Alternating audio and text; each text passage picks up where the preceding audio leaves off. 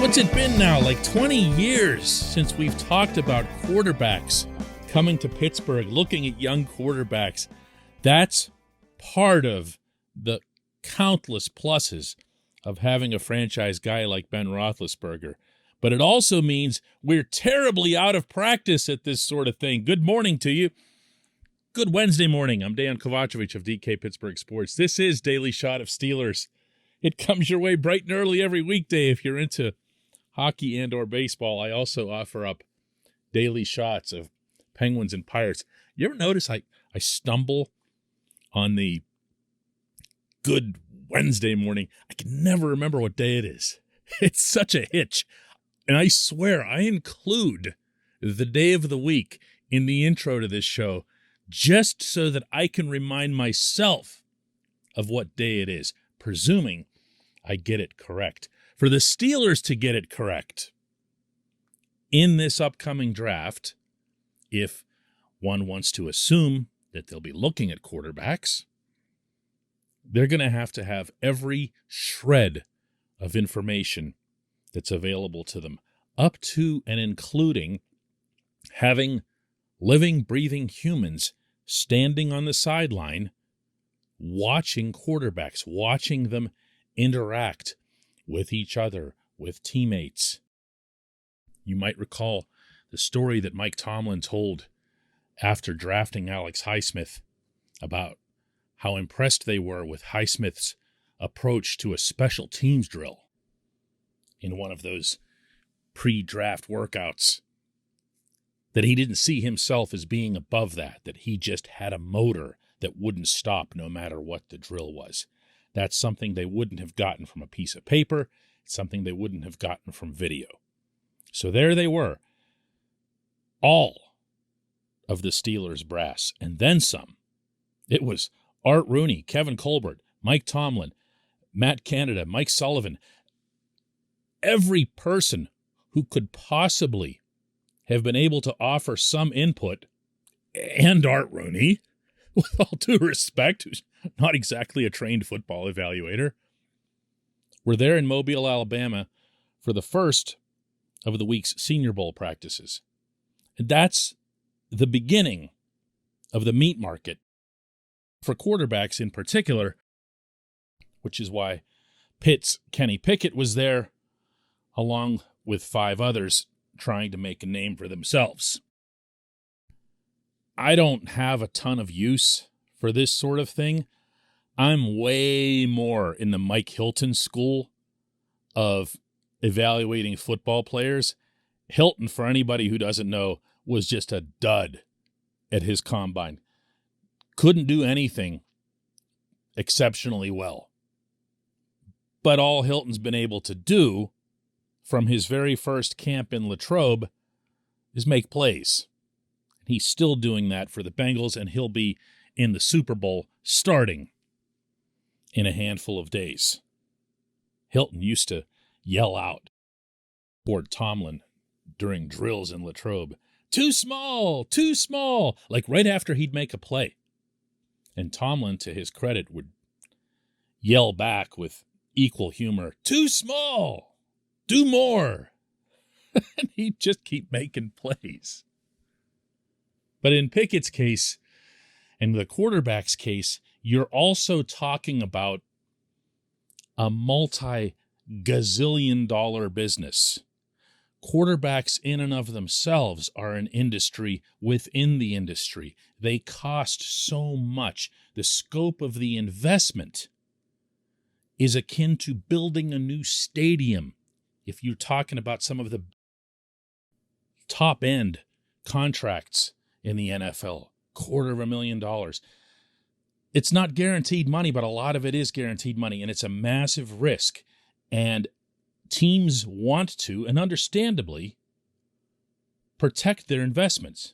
Make sure they're getting the right guy and make sure they're not wasting their owner's money. And in this case, the owner went down there to watch for himself. But how much meat marketing is too much?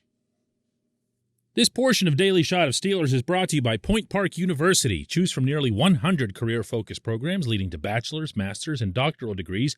Choose when and how you'd prefer to do that studying, whether it's at Point Park's gorgeous downtown Pittsburgh campus, whether it's online, maybe a flexible hybrid format would work best for you. Find out more about all of this at pointpark.edu. Pickett spoke with reporters in Mobile yesterday, and not surprisingly, it was brought up to him the possibility that the Steelers could draft him, and this was his reaction on that front. But the possibility of getting drafted there would be really unbelievable. Pittsburgh is really my second home, so that'd be kind of a dream. That started once I got recruited to Pitt, and maybe at the next level. So we'll see what happens. Good for him. That's a terrific answer. It's not going overboard. It's not being presumptive or cocky or anything like that, and he's not like that. He's not like that. This is a good kid who, for anybody who's paid attention to his time at Pitt, he arrived with kind of high expectations, but even as recently as a couple of years ago was seen as a big uncertainty. He's the one who cemented his status. He's the one that elevated the program along with wide receiver Jordan Addison and got the Panthers the ACC championship. He is a good football player. And yet, the subject yesterday was all about his hand size.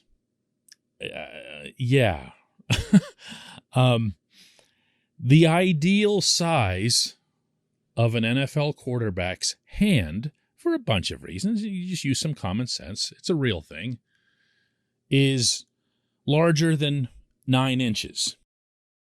Pickett is, and this was right out of an NFL.com story. I'm reading you this quote verbatim. Quote, said to have small hands. Like, said to? It's like, in the land of yore. Like, what is that? He apparently does not have 9-inch hands. He made the decision to not have his hands measured in Mobile because he wants to do some exercises to get his hands to the most accurate measurement. Now, as if all of this didn't already sound preposterous enough, these exercises do exist. One explanation for Kenny Pickett's hand size is that his thumb is double jointed and therefore doesn't allow for a proper measurement. But a small hand is a small hand, and you would think that it would be something that would be kind of tough to grow. How do you grow your hand? Well, this technique does exist, or multiple techniques, where there's some kind of massaging that does something to, I don't know if it's stretch a finger, I don't know if you get put into traction or your hand goes into traction or whatever it is, but there was a player who had this issue a couple of years ago and thought it was really going to hurt him by the time they got to the big combine in Indianapolis, that he had all these exercises done and his hand grew by 3/4 of an inch. Look at your hand right now and picture your hand growing by 3/4 of an inch. I don't want to know what they had to do to make that happen.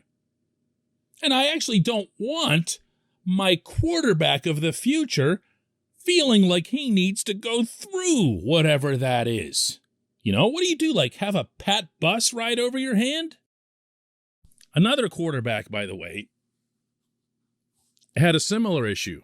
Couple of years ago, was told his hands were too small, joked about it, openly joked about it, said coming right out of college that he was, quote, considering retirement because the football is going to be slipping out of my tiny hands, end quote. That quarterback was at LSU, and that quarterback will be starting for the Bengals in the Super Bowl. Let's worry about how well they play football. When we come back, just one question.